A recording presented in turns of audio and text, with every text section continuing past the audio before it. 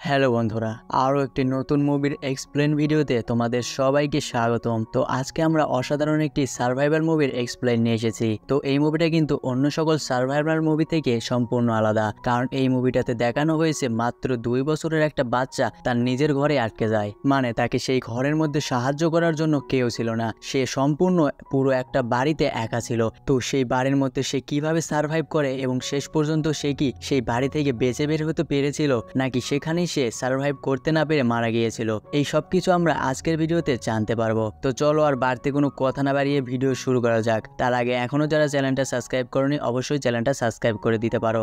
আর ততক্ষণে ইন্ট্রো চলতে থাক।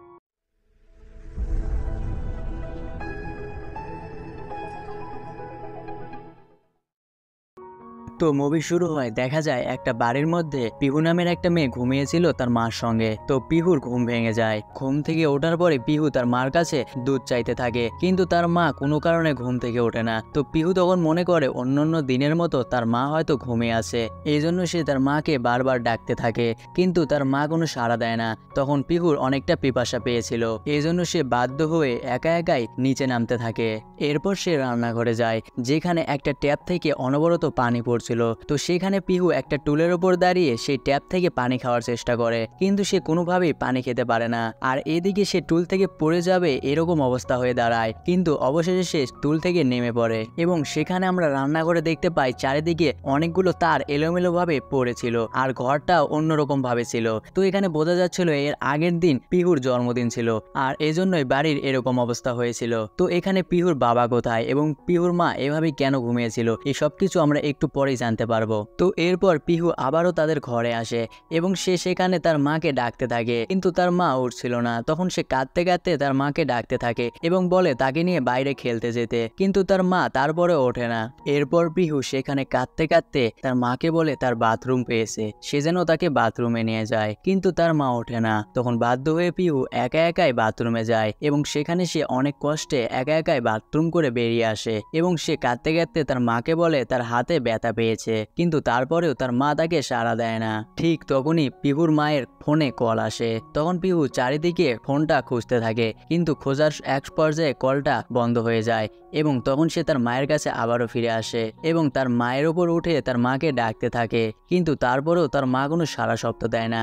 এবং সেখানে আমরা পিহুর মাকে ভালোভাবে দেখলে বুঝতে পারি সে কখনোই ঘুমিয়েছিল না, আসলে তার এখানে কোনো না কোনো কিছু হয়েছে। তার মুখ দেখে আমরা বুঝতে পারি তাকে হয়তো বা কেউ মেরেছিল। তো পিহু সেখানে তার মাকে ঝাঁকাতে ঝাঁকাতে উঠতে বলে, কিন্তু তার মা ওঠে না। এক পর্যায়ে তার মায়ের হাত থেকে একটা ওষুধের বোতল নিচে পড়ে যায় এবং সেখান থেকে অনেকগুলো ট্যাবলেট নিচে পড়ে এবং আমরা বুঝতে পারি পিহুর মা হয়তো বা অনেকগুলো ট্যাবলেট একসঙ্গে খেয়েছে এবং তিনি নিজেই নিজেকে শেষ করে দিয়েছে। কিন্তু ছোট্ট পিহু এই সব কিছু বুঝতে পারছিল না, সে মনে করেছিল তার মা ঘুমিয়ে আছে। তো পিহু তখন নিচে নেমে এসে সেই ওষুধগুলো আবারও বোতলে ভরতে থাকে, কেননা তার মা দেখতে পেলে তাকে বকা দেবে। এই ভয়ে সে ওষুধগুলো আবারও বোতলে ভরতে থাকে এবং এক পর্যায়ে সে তার মাকে বলে সে একটা ট্যাবলেট খাবে এবং তার মা তার বিপরীতে কিছু না বলায় সেও তখন ট্যাবলেটটা খেতেই যাবে। তখনই তার মায়ের ফোনে আবারও কল আসে। তখন পিহু আবারও সেই ফোনটা খুঁজতে শুরু করে। এক পর্যায়ে সে ফোনটা দেখতেও পায়, কিন্তু ফোনটা ছিল অনেক উপরে। তখন সে একটা টুলের মাধ্যমে সেই ফোনটা নেওয়ার চেষ্টা করে।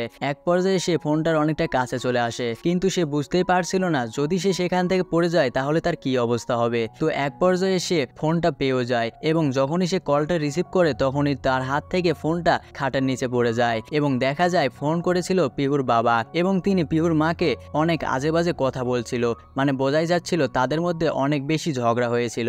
এবং সেখানে পিহুর বাবা এটাও বলে যে তোমাকে নিয়ে আমার কোনো চিন্তা নেই, বাড়িতে পিহু আছে, এজন্যই বলছি আমি বাড়ি থেকে আসার সময় ভুল করে আয়রনের সুইচটা বন্ধ করতে ভুলে গেছি, তুমি সেটা বন্ধ করে রেখো, নয়তোবা পিহুর কোনো দুর্ঘটনা ঘটতে পারে। কিন্তু এদিকে পিহুর মা তার বাবার সঙ্গে কথা না বলায় তিনি আবারও রেগে যান এবং তাকে আজে বাজে কথা বলে কলটা কেটে দেয়। এরপর পিহু দেখে তার মায়ের মুখটা কেমন যেন হয়ে আছে, এজন্য সে তার মায়ের মুখে পাউডার লাগাতে চায়। এজন্য সে ড্রেসিং টেবিলের সামনে যায় এবং সেখানে আমরা আয়নায় অনেকগুলো কথা লেখা দেখতে পাই। আসলে এগুলো পিহুর মা লেগেছিল তিনি মারা যাওয়ার আগে। তো সেখানে তিনি লিখেছিলেন, আমি আমার বাবা মার বিরুদ্ধে গিয়ে তোমাকে বিয়ে করেছিলাম যাতে করে আমি সুখে থাকতে পারি, কিন্তু তোমার সঙ্গে থেকে আমি কোনোদিনই সুখী হতে পারিনি। আমি আমার মেয়েকেও আমার সঙ্গে নিয়ে যেতে চেয়েছিলাম, কিন্তু আমার সেই সাহস হয়ে ওঠেনি, তাই আমি নিজেই এই যন্ত্রণা থেকে বের হয়ে যাচ্ছি। তো পিহু তো সেখানে সেই লেখাগুলো বুঝতে পারে না। সে সেখান থেকে পাউডার নিয়ে তার মায়ের মুখে মাখতে থাকে, যাতে করে তার মায়ের আঘাতগুলো আর দেখা না যায়, এবং সেখানে বসে থেকে তার মাকে গান শোনাতে থাকে, যাতে করে গান শুনে তার মা ঘুম থেকে উঠে পড়ে। কিন্তু এরপরে তার মা ঘুম থেকে ওঠে না। তো এভাবেই কিছুক্ষণ যাওয়ার পর হঠাৎ করে পিহু দেখতে পায় তাদের আয়রন মেশিন থেকে ধোঁয়া বের হচ্ছে, এবং তার সামনেই তার প্যান্ট পড়েছিল। তো পিহু তখন সেখানে যায় এবং সেই আয়রন মেশিনটা ধরার চেষ্টা করে, এবং আয়রনটা কিন্তু অনেকটা গরম ছিল। যখনই সে আয়রনটার উপর হাত দেয় তখনই তার হাতটা অনেকখানি পুড়ে যায়, এবং সে কাঁদতে কাঁদতে তার মায়ের কাছে যায় এবং বলতে থাকে তার হাতে প্রচন্ড ব্যথা করছে, তার মা যেন তাকে ওষুধ খাইয়ে দেয়। কিন্তু তার মা তার সঙ্গে কোনো কথাই বলে না। এভাবেই কান্না করতে করতে পিহুর অনেক ক্ষুধা লাগে, এজন্য সে আবারও নিচে রান্নাঘরে আসে। সেখানে সে চারিদিকে খুঁজতে থাকে কোনো খাবার আছে কিনা। একটু পর সে ওভেনের মধ্যে খাবার দেখতে পায় এবং সে সেটা চালিয়ে সেই খাবারগুলো গরম করে খেতে চায়, কিন্তু সে ওভেন ভালোভাবে চালাতে পারে না, যার জন্য সকল খাবার পুড়ে যায়। এরপর সে একটা রুটি নিয়ে গ্যাসের উপরে রেখে দেয়, যাতে করে সে সেটা গরম করে খেতে পারে, কিন্তু সে গ্যাস বন্ধ করতে না পারায় রুটিটা পুড়ে যায়। এরপর সে ফ্রিজের কাছে যায় এবং অনেকটা চেষ্টা করার পর অবশেষে সে ফ্রিজটা খুলতে পারে, এবং তার মধ্যে সে কেক দেখতে পায়, যেটা আগামীকাল রাতে তার জন্মদিনের জন্য আনা হয়েছিল। তো সেখান থেকে সে কিছু কেক খেয়ে নেয়।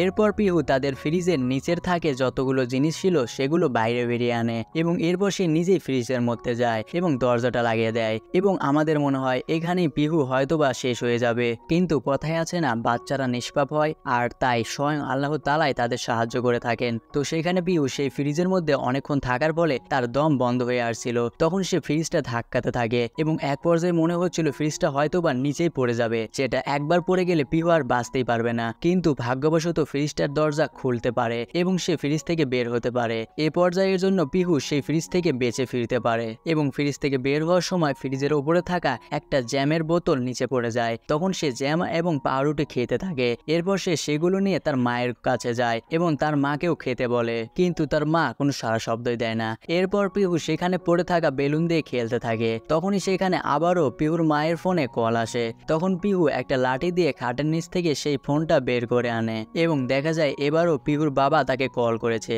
কিন্তু পিহুর বাবা পিহুর কোনো কথা না শুনেই পিহুকে বলে তার মাকে ফোনটা দিতে। তখন পিহু তার মায়ের কানের কাছে ফোনটা রেখে দেয়। তখন পিহুর বাবা তার কাছে ক্ষমা চায় যে রাগের মাথায় সে এইসব কিছু করেছিল, কিন্তু পিহুর মা তার সঙ্গে কোনো কথাই বলে না। তখন তিনি রাগ করে আবার কল কেটে দেয়। আর এখানে আমার পিহুর বাবার উপর প্রচন্ড রাগ উঠে যায়, কারণ সে নিজের মতো কল করে এবং কথা বলে কেটে দেয়। সেখানে আসলে হচ্ছেটা কি তা বোঝার চেষ্টাও করে না। তো এরপর পিহু আবারও খেলতে থাকে, এবং এভাবেই খেলতে খেলতে এক পর্যায়ে পিহুর কাছ থেকে সেই আয়রন মেশিনটা টেবিলের ওপর পড়ে যায়। এরপর সে নিচে গিয়ে টিভি দেখছিল, কিন্তু এক পর্যায়ে টিভিটাও অফ হয়ে যায়। তখন সে অনেক চেষ্টা করে টিভিটা চালু করার জন্য। এক পর্যায়ে সে টিভির পেছনের দিকে অনেকগুলো তার দেখতে পায়। তখন সেখানে সে একটা সুইচ অন করে দেয়। এরপর পিহুদের বাড়ির দরজায় কেউ একজন আসে। পিহু নিচ থেকে দেখতে পায় দুধওয়ালা এসেছিল। সে বাইরে থেকে অনেক ডাকাডাকি করার পর কারো শব্দ না শুনতে পেয়ে সেখান থেকে চলে যায়। তো এরপর পিহু তার পুতুলের সঙ্গে শুয়ে পড়ে এবং সেখানে সে ঘুমিয়ে পড়ে।